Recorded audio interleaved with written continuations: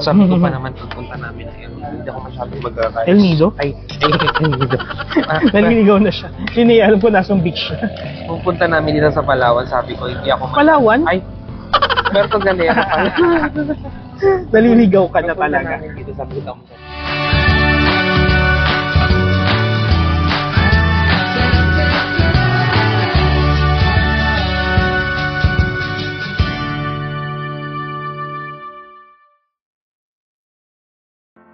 Hi guys! Welcome back to our channel. For today's video ay iikutin namin ni Mark ang kahabaan ng EDSA show ngayong madaling araw. Joke lang, ang totoo, ito ang aking birthday, aming anniversary, at summer gala all in one. Kaya naman, pupunta kami ng Puerto Galera. Mula sa bahay ay sumakay kami ng jeep papuntang EDSA show. Wala pang isang oras ay nasa crossing na kami. 74 pesos ang binayaran naming pamasahe sa jeep para sa 2 tao. Mabilis lang ang biyahe. Light lang kasi ang traffic sa madaling araw at patok pa yung jeep na nasakyan namin. Pagdating sa crossing ay naglakad kami papuntang SM Mega Mall Transport Terminal, kung saan kami sasakay ng bus papuntang Batangas Pier. Hindi talaga ito yung plano namin for this event, pero dahil sa mga sudden changes of plans and priorities, napagdesisyonan namin na sa Puerto Galera na lang magpunta at mag-celebrate. Ito na nga pala ang pangalawa naming pagpunta sa Puerto Galera. Ang una naming bakasyon doon ay noong May 2022. Marami kaming masayang moments sa Puerto Galera noon at talagang nagustuhan namin yung lugar. Kaya naman, hindi kami nagdalawang isip na bumalik doon. Pagdating sa SM Mega Mall Transport Terminal, ay agad na kaming sumakay ng bus. Alps bus na papuntang Batangas Pier nga pala ang sinakyan namin. Maya-maya pa naman ang alis ng bus, kaya naman may chance pa kami makapag-CR. Pagbalik sa bus, ay nakaramdam kami pareho ng gutom, kaya kinain na namin ang baon naming cheese bread at piyaya. 4 AM ang nauna nilang biyahe, at ang sinakyan naman namin ay aalis ng 5 AM. Saktong alas 5 umalis ang bus ng terminal. 536 pesos ang binayaran namin pamasahe papuntang Batangas Pier. Bale, 268 pesos yon per person. At dahil mahaba pa naman ang biyahe, umidlip muna kami sa bus para makabawi ng energy.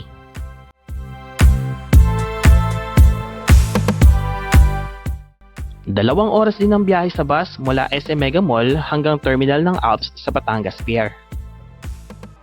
At pagdating naman sa bus terminal ay naglakad na lang kami papuntang Batangas Port. Hindi namin inaasahan na konti lang ang tao sa Batangas Port. Ang akala namin marami kaming kasabay na babiyahe kasi summer.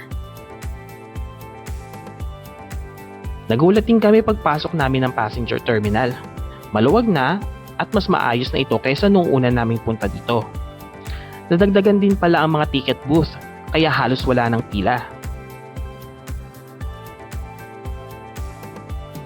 1,200 pesos ang binayaran namin para sa ferry ticket. 600 pesos yun per passenger. Nag-fast craft na lang pala kami sa halip na Roro. 100 pesos lang naman kasi ang difference sa pamasahe, mas mabilis pa kayong makakarating ng Balatero Port. Nagbayad din pala kami ng terminal fee na 60 pesos para sa 2 tao. Hello guys, nandito na kami sa Batangas Port, sa boarding gate 5. So, tingnan nyo siya, parang gutom na siya. Nagkukumalkal na ako ng tinapay din. Kahit daw sumasakit na yung tiyan niya sa cheese bread, kailangan na kumain. Focus ako sa kinakain. Focus daw siya sa kinakain niya, talagang gutom na siya. Kaya nagano siya ng rice meal eh. Wala namang rice meal dito. Hindi tulad dati na may maraming stall na nagbebenta ng mga rice meal na nasa microwavable. Ngayon wala na. Social na ngayon. Oo. Parang ang laki ng pinagbago ng ngayon.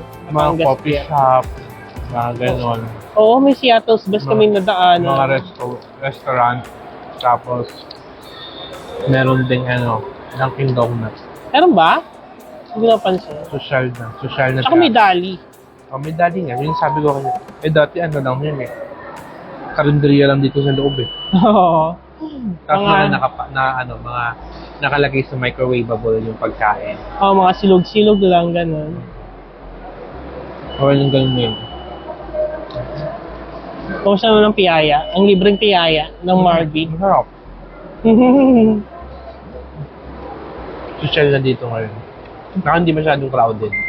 Oo nga, nagulat nga rin ako, hindi masyadong crowded kasi nung huling punta namin dito, tawag dito, sobrang haba ng pila, umaabot hanggang dun sa entrance.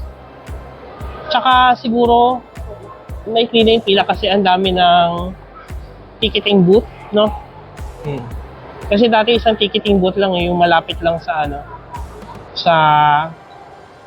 sa entrance yung ticketing booth. Ngayon marami na. Parang 3 na yata yung ticketing booth. So yun lang, update na lang uli namin kayo mamaya pag nakasakay na kami ng bangka or ng fast craft. See ya! Bago mag 8 AM ay nag-announce na sila ng boarding sa ferry. At after 20 minutes, bumiyahe na kami papuntang Balatero Port.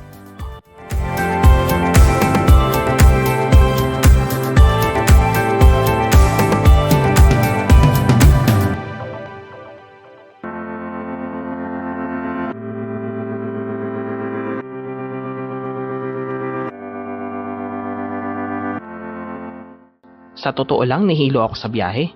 Siguro dahil sa lakas ng alon at bilis ng fast craft. Kaya pakiramdam ko, babaliktad yung sikmura ko. Pero buti na lang nakayanan ko at hindi ako nagkalat.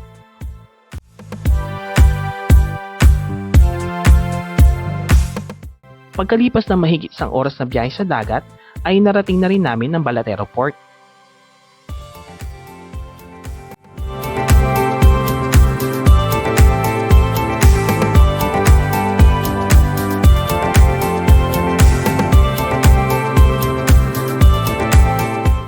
Na-excite talaga ako nung makita ko yung "Welcome to Puerto Galera."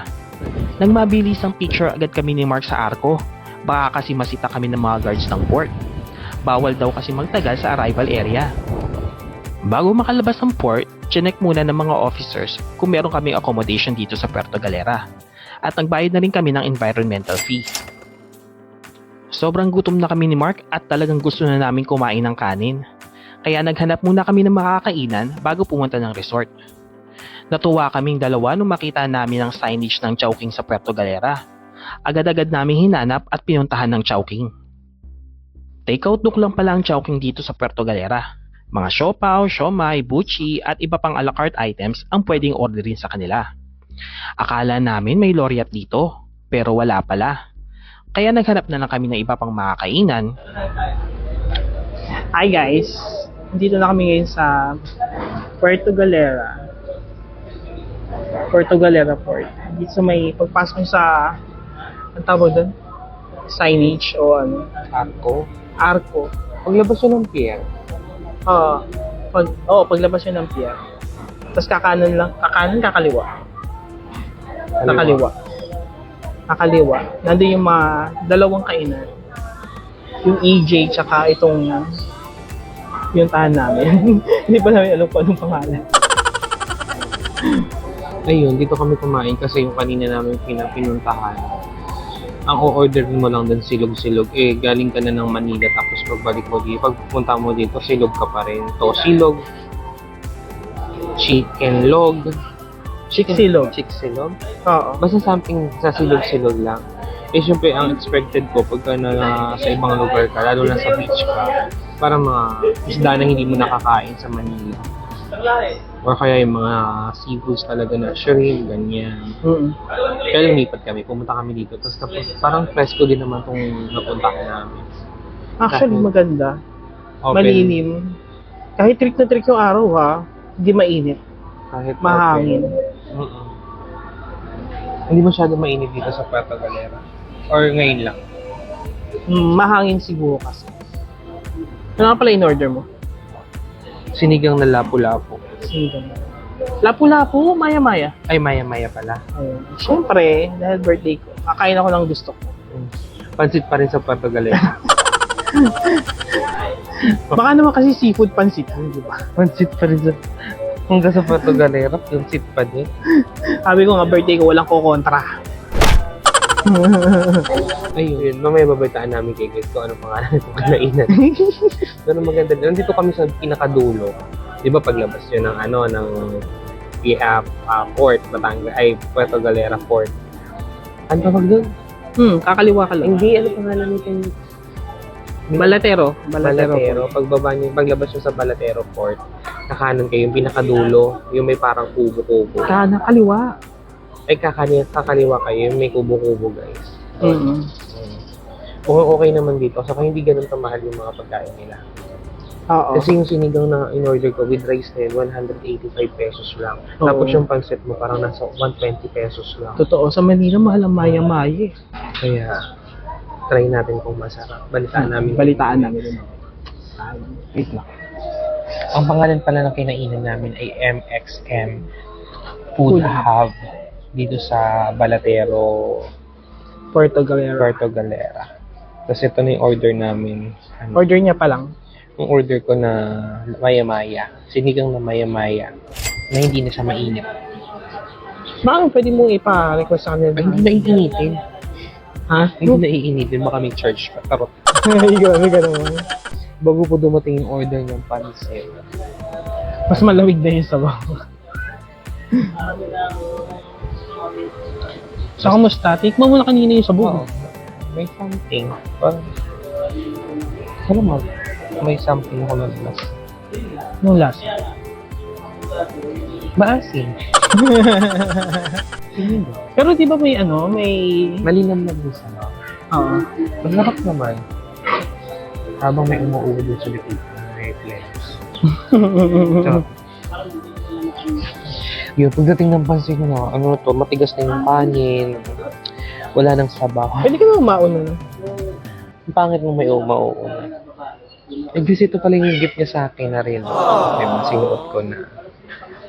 Kasi birthday niya ngayon, kaya nandito kami sa Puerto Galera. Baka magtaka kayo, ba't kami umalis? Birthday niya kasi. Kasi bukas anniversary namin. Happy It's anniversary. our 8-year anniversary together. Being mag-partner. Sana ma-enjoy namin tong tour. Kasi the last time I'm here, we're here. Nag-away kami. Kantik pa kayo mag-away. Tigas kasi ulo mo. Kasi yung ate mo, gusto maglakad. Nakita lang yung dagat, gusto ikutin. Ano, mamamasya? Mall ba yan? Ayun na, Bakit di ba pwede? Yeah. Thank you. Thank you po. Okay. Alright. So, ito na yung food namin, guys.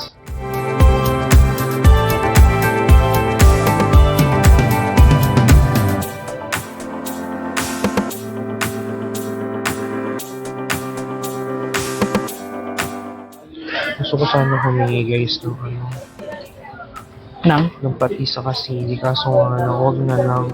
Bakit naman? Kasi magpa-exercise pa ako. Sabi ko pa naman pagpunta namin na El Nido, hindi ako masyadong mag-rice. El Nido? Ay, El Nido.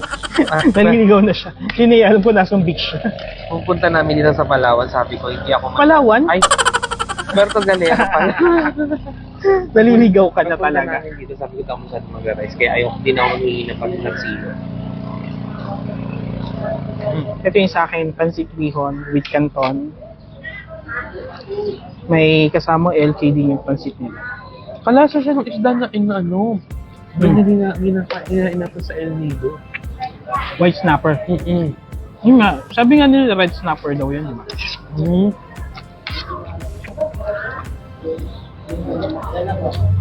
Maya-maya pala yun. Ano yung isang ino-offer nilang isda?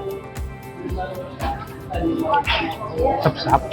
Na malalaki. Ay, yung mas malaking version ng sapsap, pero ibang tawag doon. Basta ba yung sapsap? Maharap. Tingnan mo. Normal na pansin. May peanut na ako. Pantay.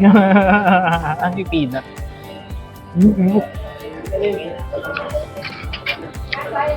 Gusto ko sa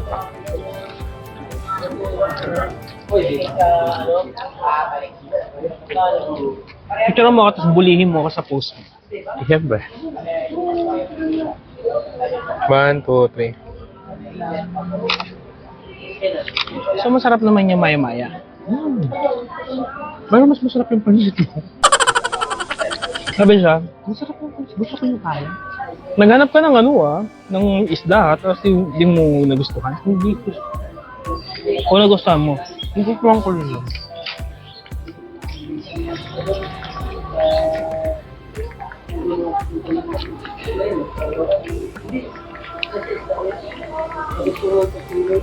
Paano curious tuloy ako? Ano ba lasa ng sabaw? Mo. Ano? Yan.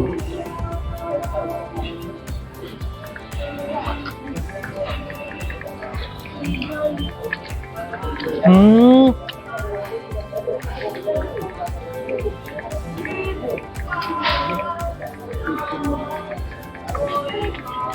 Oo nga, may ibang lasa nga siya. Mas matapang yung lasa ng ng sampalok. Parang very light lang yung lasa ng ng isda. Kasi minsan pag di ba, pag sinigang na isda, so sabaw pa lang lasa mo ng isda, di ba? Very light lang pa yung lasa ng sabaw niya. Pero masarap pa rin, para sa akin. Masarap. Yung gulay niya, ang lutong-lutong.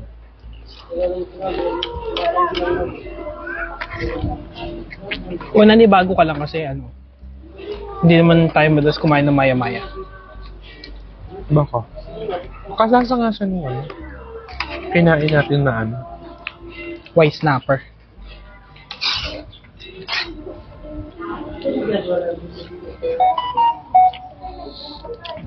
Siya, kain lang kami. Busin namin to.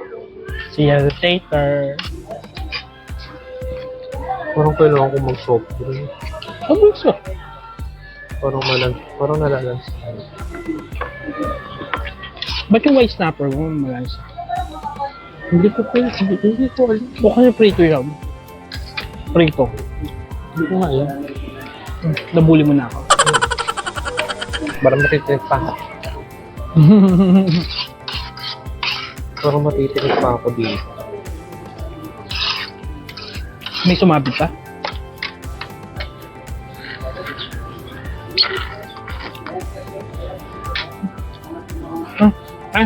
Siya nga pala, may chowking nga pala dito.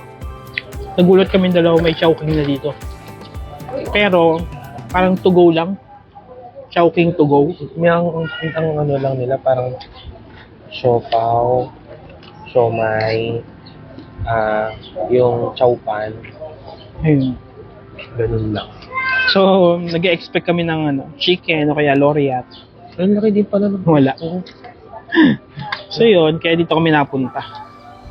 Ang laki ng fish, oh. Malaki talaga maya-maya. Naririnig niyo ba yung higop ko nung sa kailangan ko to karang hindi ako masipag. Kaya may mga inihaw. Parang gusto kong kumain. Doon magkapunan sa White Beach. Yung pinainan natin naalala mo? Yung parang 500 pesos yung budal pie. Kala ko yung offer nila lapu-lapu. Kaya ko na. Mahal din na lapu-lapu eh. Hindi ko lang. Para sa talaga. Yung Tama Road Falls, malapit sa atin. Malayo. Kabilang dulo yun eh. Yung lapit dun sa bamboo, di ba? Malayo. Tamaraw Falls?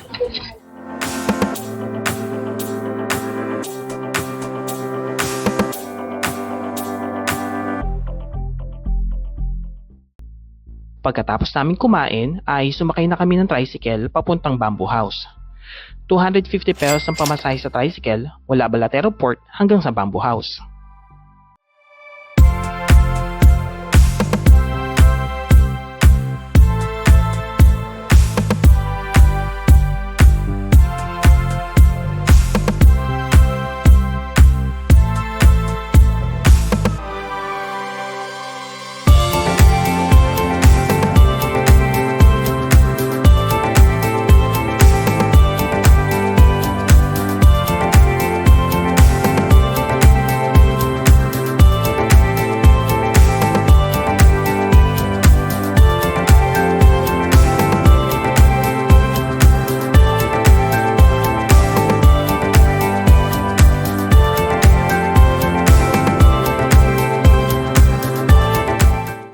After 15 minutes, narating na namin ng Talipanan, kung saan nandun ang Bamboo House Beach Lodge and Restaurant.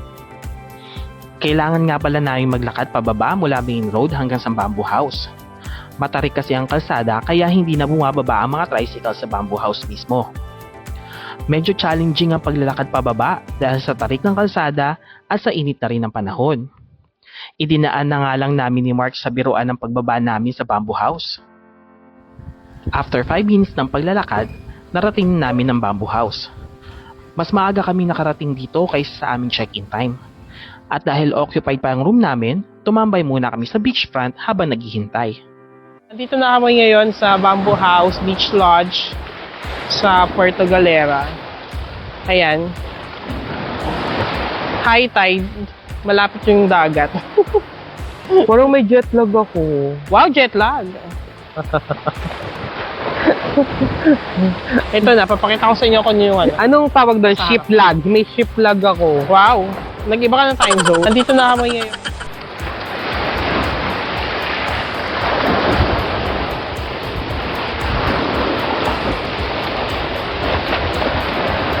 Napakahangin.